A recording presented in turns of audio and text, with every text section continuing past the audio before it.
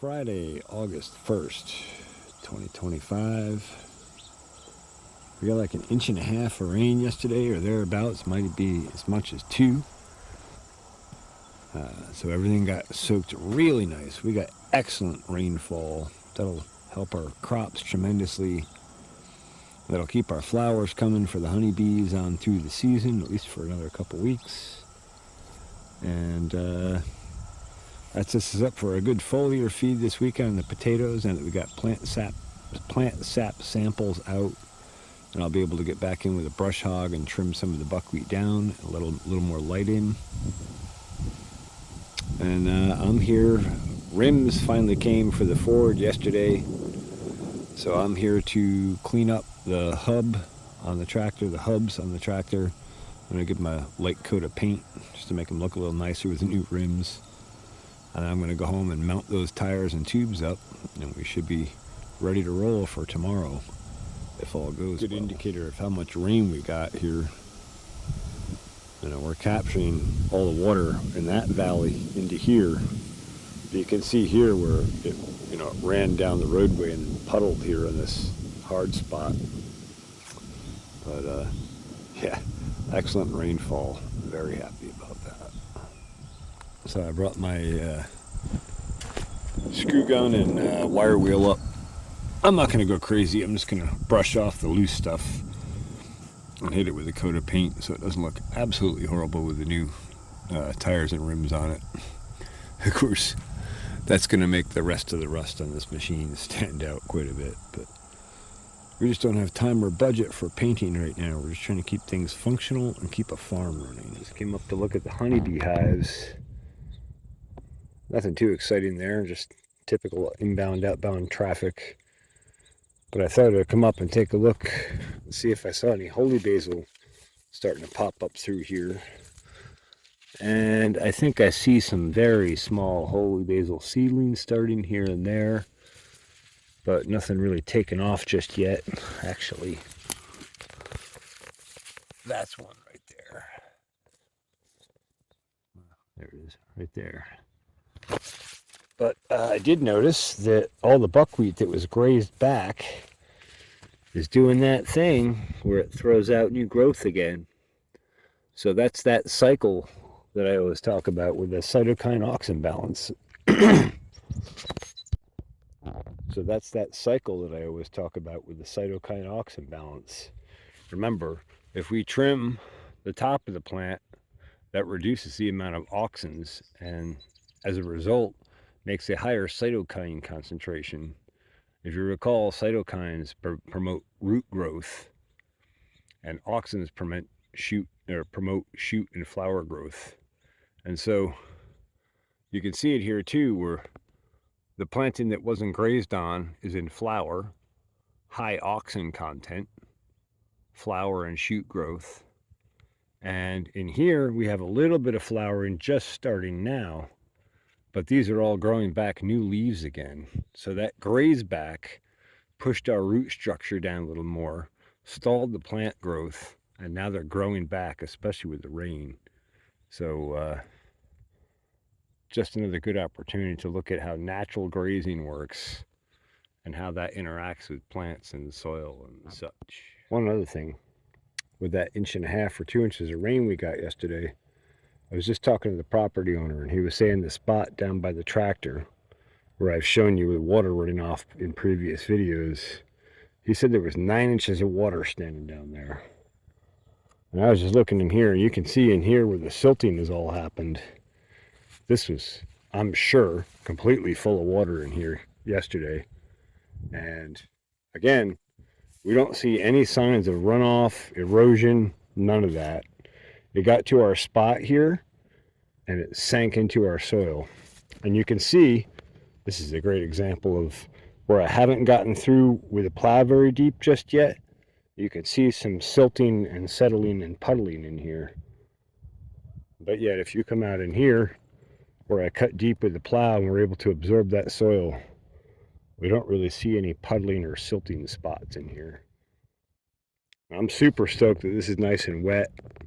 If I can get these tires on and get everything running without a lot of hang-ups, wet soil will cut up easier with the plow. So I can finish breaking this up, get back in here with the disc and get it cut up. And then I've got an excellent cover crop and amendment plan. And I've been running this block through FieldLark AI from Advancing Eco Agriculture.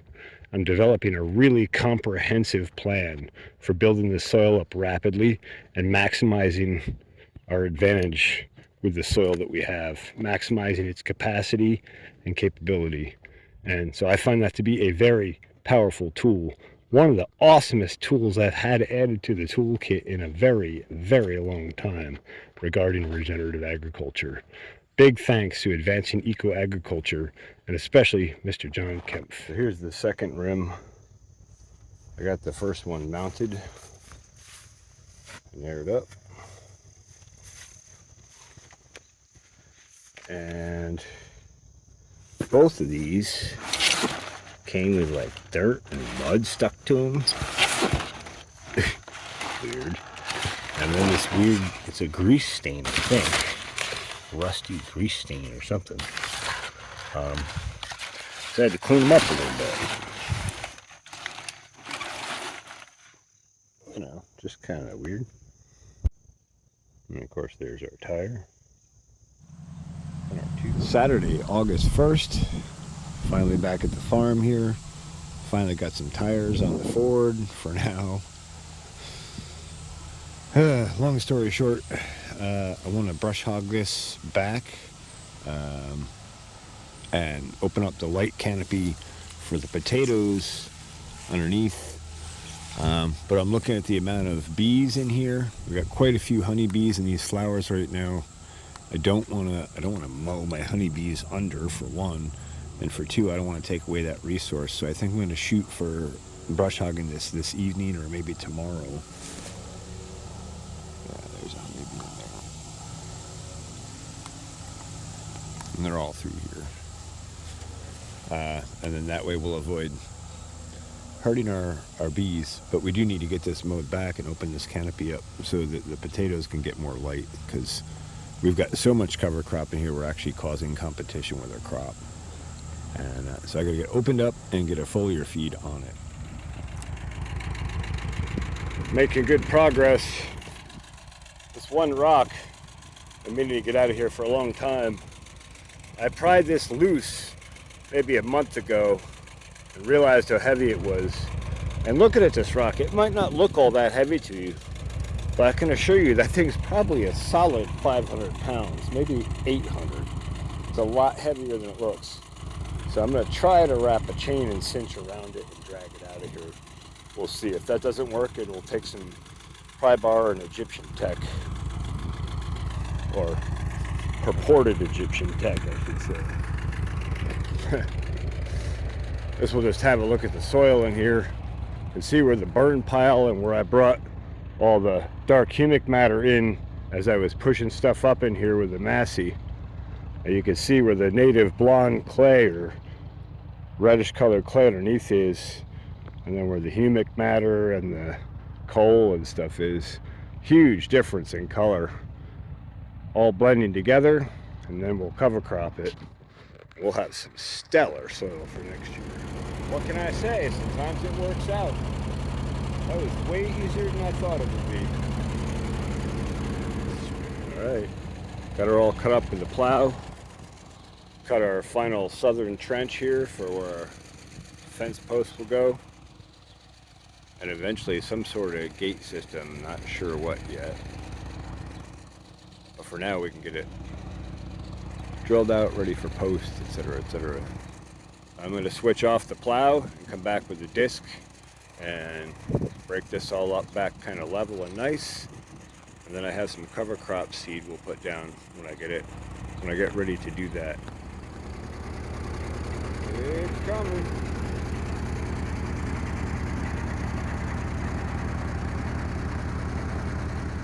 Well, now that's a little more like it. Trench is cut. We're cut back up with a disc, reasonably well graded back out. Got most of the big stones out. And we're ready to put a cover crop in and finish building the fence. Right on. There's a shot from the other end. Looks pretty nice, all disked back in and graded out. Can't wait to see it thriving with cover crops and then with production crops.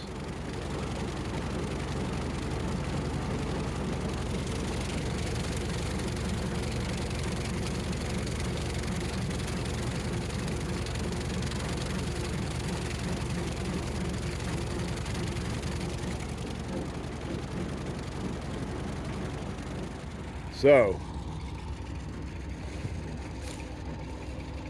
went through, did a high brush hog. You could see where I let the deck get a little too low in a couple spots here and it dug in. But it only happened twice. I basically just left the deck all the way up, and that's what gave us this clip height right here. And you can see we did clip the tops of the potatoes, but we opened this canopy up really nice to let the light in. And I'll come back. I'd love to do it tonight, but I don't think I'm going to get to it tonight. So I'll probably come back tomorrow night and do a solid foliar feed. And I'm going to use Advancing Eco Agriculture's Field Lark AI to formulate that foliar feed based on the soil I have, the plants I'm growing, the cover crop we have, the history of the soil, and what I want to do with the crop to accelerate it for the rest of the season, and within the constraints of the Advancing Eco Agriculture products that I have on hand, because that's important. Can't put down what you don't have. And then Monday or Tuesday we should have plant sap samples back on the potatoes, and that should give us a much better picture of where we're at nutritionally at this point in the season. If I can swing it, I'll take another snapshot in 2 or maybe 3 weeks, and that'll at least give us a better picture of where our soil is at. Although, background, I understand these soils really well. The old farm is only about 6 miles, 5 miles south of here. Same clay-based soil, same geology as we talked about in Regenerative Ag School series, where we talked about how geology affects soil nutrition. And so that's part of why we're amending. We're targeting again specifically with foliar feeds, especially increasing specific trace minerals and specific macro minerals to target increasing and accelerating photosynthesis. Remember, it all comes back to photosynthesis. That is the engine that drives everything. And so we're going to accelerate photosynthesis in our potatoes better, and we've reduced photosynthesis in the buckwheat. Just another example. All right, that's it for now. Monday, August 4th, 2025. We did go through and get a foliar feed in last night. Big thanks to my friend John for the loan of the vehicle. Just back to look at how our foliar feed did on the crops here. Obviously we're not going to have a huge response just yet, but we do have some new growth shoots popping on here already. And so that's, well, within 48 hours of brush hogging and within 24 hours of foliar feeding. Some of the plants that didn't take quite as much damage are a little better off. And according to Field Lark AI, and also according to Advancing Eco Agriculture, spoke with Katie today by email. According to them, my foliar feeds are on point, but I do need some calcium. Potassium I did cover, so I probably will order some hollow cal and get that on the way so I can address the calcium deficiency, because that's the one I can't address. Even though we brought all the traces up and we brought the potassium level up and we put down calcium sulfate early in the season, it should mobilize. I just want to be sure that the plants have adequate calcium right off. So if I get that ordered tonight or tomorrow, maybe it'll be here by Friday. Timing is the hardest part of farming. That's all I can say. Also, on last night's foliar feed, after I covered the potatoes, I had a little bit left in the tank. So I went over and did a light spray over pretty much everything in this block on this side. And that should yield benefits for us, and our clover is taking off and doing well. Tuesday, August 5th. Back for a look at things here quick. Didn't get grazed down so much. Yeah, that's all new leaf growth since we brush hogged. You can tell they're starting to accelerate. Speaking of accelerate, I got some Hollow Cal on the way, which is a calcium supplement for foliar feeding, and I also have some Axel on the way. It's kind of like the advanced version of Accelerate. Promotes flowering and fruiting robustly. As well as tuber set and tuber sizing and all that kind of stuff. So that'll be going on as soon as we get it here. Probably won't see that till Friday. So post-hive inspection here, just taking a little stroll. The holy basil is thriving everywhere in here. This buckwheat where we worked this block last year, and then the last couple times I foliar fed, I had a little extra left over. I hit this with it, and like I was showing you before, we already are approaching mature seed on some of these already. That's very fast. I'll have to look at the date these were planted, but that's in the early edge of the window, we'll say. So that's good. And that huge rain we had, it looks like we got about 3 inches last weekend, and that huge rain made a huge difference. That was a big win for us here. Things are really slowing down without the rain. But one of the things I wanted to bring over here and show you was, number one, all the holy basil that reseeded itself from last year in here, in amongst the buckwheat cover crop we put in. But then also intermingled with that is this. And this is that yellow sweet clover that we included in this cover crop. If you recall, we planted buckwheat, yellow sweet clover, red clover, and white clover in this block. And then out here in this upper buckwheat patch, there's one block where I spread maybe 1/4 to 1/2 pound of holy basil seed and seed hull. So, you know, not that much seed, but quite a bit of seed still. I seeded a whole block of that, and we'll look at that. I see little sprigs of that peeking up through there too. But so back to the cover crop here. That sweet basil is, or sweet yellow sweet clover is really taking off nice and intermingling nice with the holy basil that's kind of already ahead of it a little bit in under canopy. And then as this matures out and it finishes off and dies back, that'll open the light up to those secondary crops, and they'll take off even more. That'll be more pronounced up there, and we'll take a walk up there and we'll look.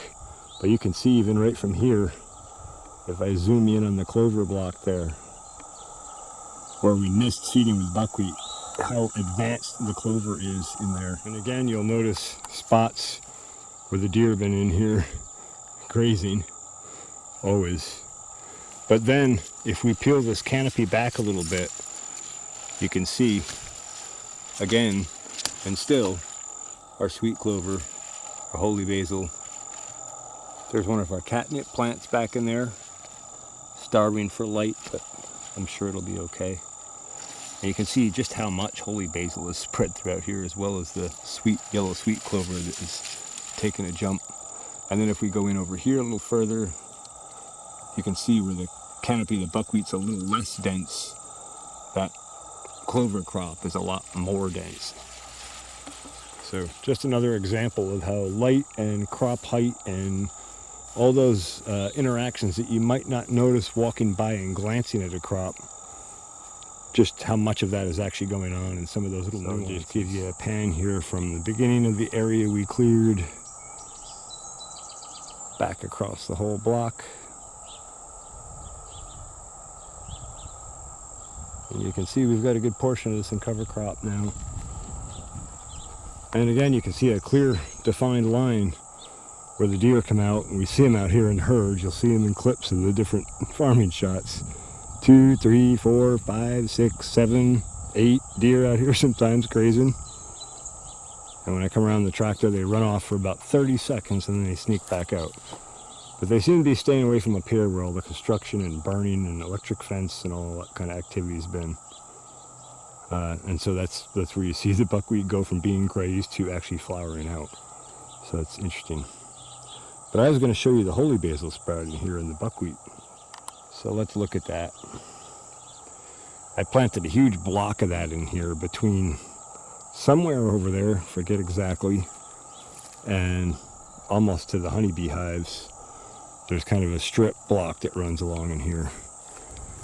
And I know I just came out here and spotted some. Yep. So there's some holy basil coming up. That one and that one are both holy basil, as is that, and so on and so forth, all through this block. So we have another whole stage of holy basil coming. And what I want to do, if I can get that to full flower and seed by fall, and I'm pretty sure I can, is capture a bunch of that seed and use that as part of my cover crop mix next year, because it makes an excellent constant flowering cover crop, provides good shade, holds weeds out nicely, is an excellent medicine, is an excellent bee support, both in nectar and pollen, and I could just go on and on and on and on. I think there's a reason they call it holy basil.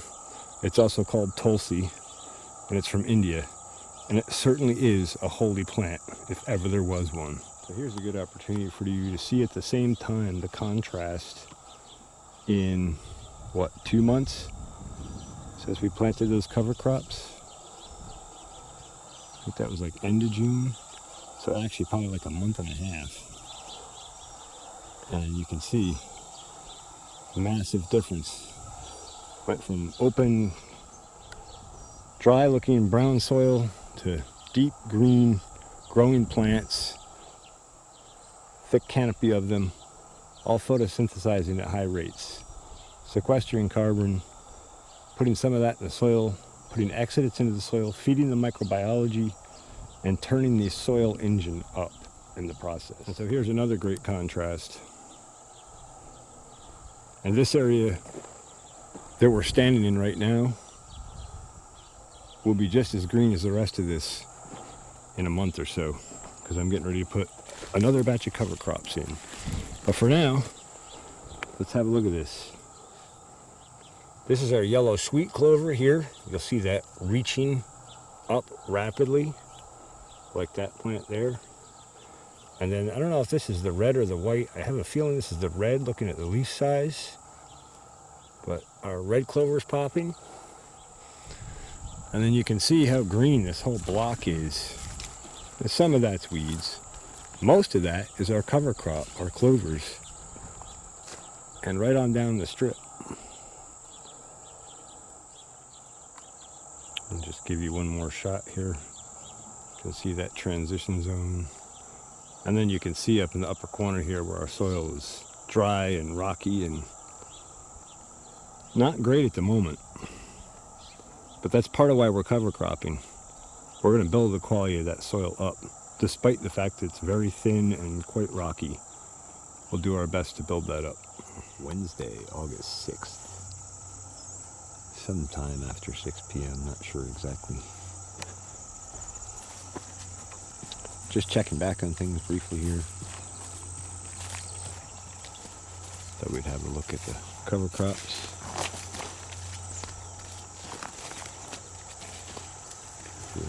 See all our clovers popping up. Everything's looking good. Nice green block going all the way down. Take a look at our potatoes here, maybe. So we're about the same spot in the row as we were the other day, but I thought we'd just take look at the ones that got really the hard clip here. We got new leaf growth popping back. We definitely set ourselves back a lot and probably stressed these plants a whole lot right as they're beginning to set tubers. So that's going to be a negative impact on our yield and our size and all. But the positive that we get out of it is we got good rain, we got good nutrient down, we've taken a plant sap analysis. I have those results. I will make a video specifically going over plant sap analysis results. Sorry, a couple of local quad riders going by. So I will share those plant sap analysis results in another video specifically about that. But we do have, the good news overall is we do have plants jumping back. They got a foliar feed, and according to our plant sap analysis and FieldArc AI and AEA, I spoke with Katie, who actually checked on a couple things for me that I looked up in FieldArc, and it looks like we're pretty well on point. We are still going to need to address our calcium deficiency here, and I was out of another product called Accelerate, and the new version of that, from my understanding, is Excel. It's a little bit more advanced formula, so I'll be using those. I ordered a gallon of Hollow Cal, which will address our calcium deficiency through foliar feeds for now, and I ordered a gallon of the Excel because I want to maximize production, both flowering and fruiting plants. And that applies to tuber production as well. So those are on the way. They'll be here Friday. So this weekend I got a big run coming on. I got to get those foliar feeds down as soon as they come in and address our deficiencies. And then I have to get our cover crop in up in the fenced area in the back, because that needs to get running. But we'll get to that momentarily. We'll just briefly stop and look at a section of the row here that had more leaf exposure to sunlight and better leaf, overall integrity, and did not get clipped as bad. You can see these are recovering a little faster. We have some explosive new leaf growth coming on these already. If I can swing it in the budget, I probably will take another plant sap test snapshot, maybe in a week or two, if we can swing it. But we'll see. Thursday, August 7th, 2025. Just checking back here. Got some nice rainstorms today. In fact, I was doing some perk tests out in the field today and just finishing up as it started pouring. And looks like some of that rain made it here. I got a little bit of rain at my house too, but when I looked at the radar before, it looked like we were getting more up this way than down that way. And we see some puddles on the road out here. So yeah, that's awesome. Another rain shot that we needed. That was good timing. We weren't getting dry yet, but we were going to head that way pretty quick and want those foliar feeds to have maximum effect. The other benefit with that is that rain washes the foliar feed excess that's left on the plant and on the soil surface in, and makes it available to the root system as well. And the plants are hanging on okay. Fly over and land over here. We'll see if we can get close. Oh, there he is. He, she.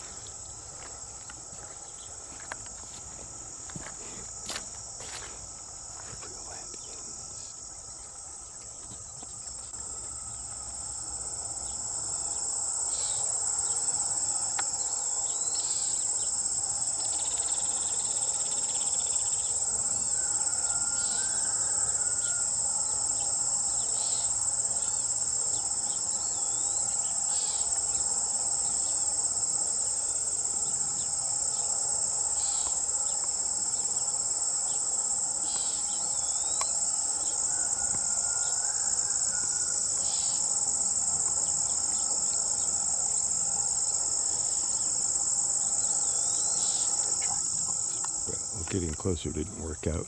Didn't think it would. So we'll just look at potatoes over here on the east side, the second planting.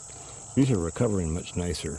They had a little less competitive canopy, a little less dense planting of canopy than we did over here. And I think that contributed to a little more gain for them. But anyway, they're recovering, throwing new leaves out. And, there's multiple different varieties in here, so they're going to look like they have different recovery rates. I'm going to say we had a significant rain event, given the puddles we see on the roadway out front and the huge puddle area that's silted back here already. You can see this is already draining down. It's only been a few hours, I would think, a couple hours. It wasn't that long ago that it opened up over top of me, and I wasn't too far from the farm here.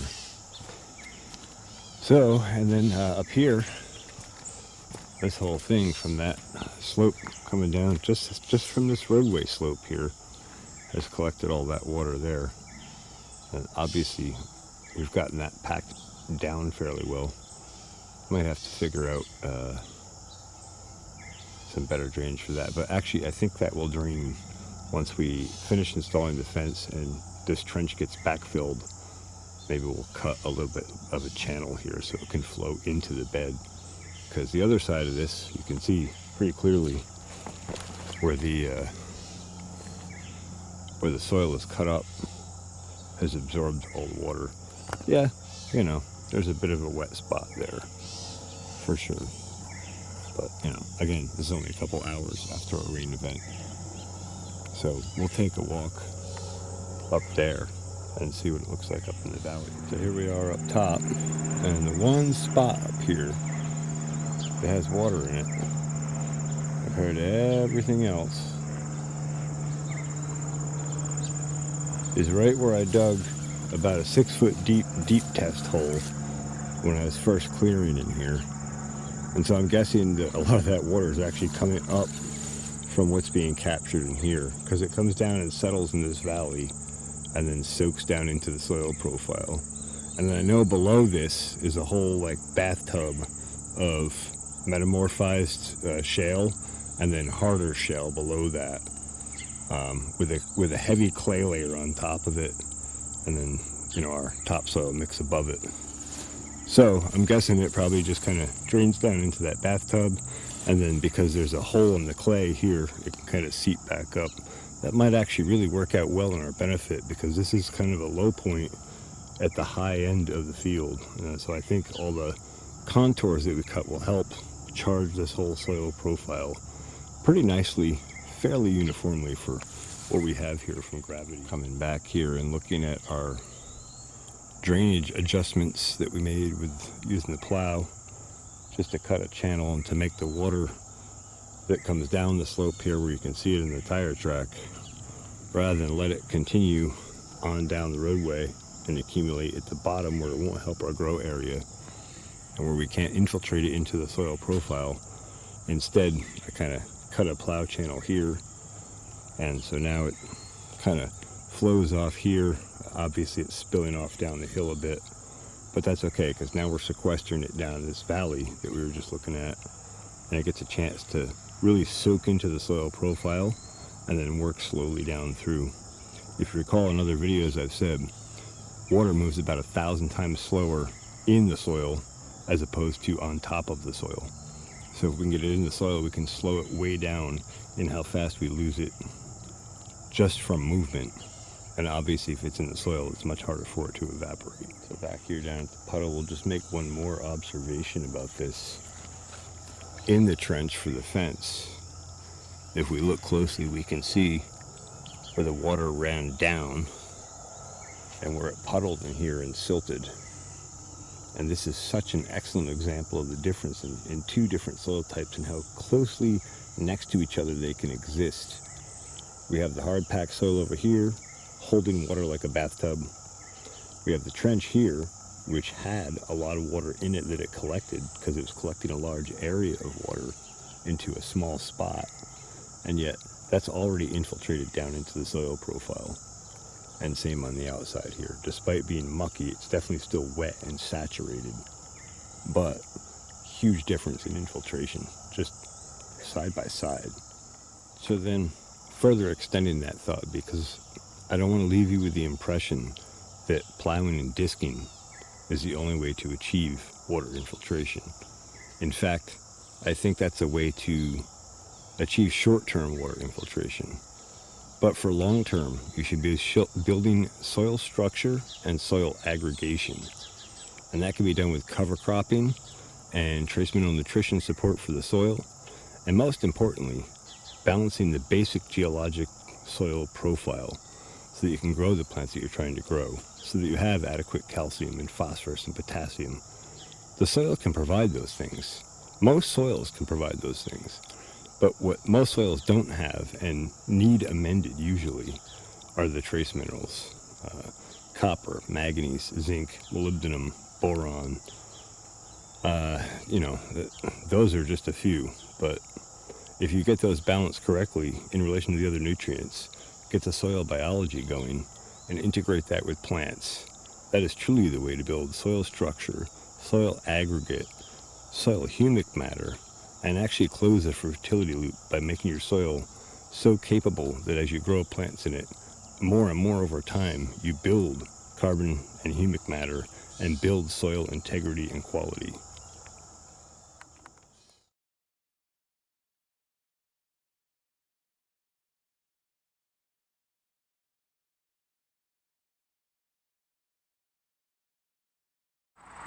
So, digging potatoes. I've only been building this soil for about 6 months, although there was a heavy dose of guanos last year. And you can see these worms are just crazy vigorous. And you can see where I've dug potatoes and where I just peeled back this piece of cardboard here. And you can see how the soil looks underneath that. You can see how broken and and you can see earthworms all through the top, like 4 inches of the soil. Same guys, all vigorous, crazy, excited to be alive. And you can see the dark humic matter starting to build in the soil. This soil was originally a very clay-like soil, nothing like this at all. I'll show you a sample of that in a sec. There's a potato, but let me just peel this cardboard back and you can see the worms running away.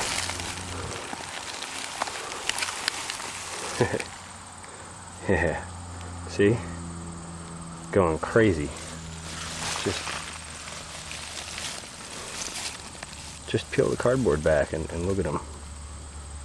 They're going nuts. Okay, so let's give you a sample of what the soil was like. You can still find one in here. Well, yeah, actually this is a fantastic example. This is what it was like.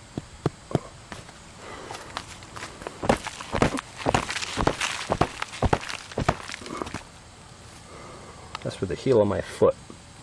That's what this soil was like, all of it, 6 months ago. It's been continually tilled for 10 years. With some very small nutrition. And basically just covering the soil and mulching some leaves down. And a little bit of compost. A little biology. We've changed the soil, and some foliar feeds into gorgeous soil. I mean, look at the potatoes coming out. Right? Yukon Golds. Those are Yukon Golds. And people who know me, I know I have big hands, so that's a big potato. Those are pretty nice too. Those are like your standard Yukon Gold size. We're getting stuff in excess of that even.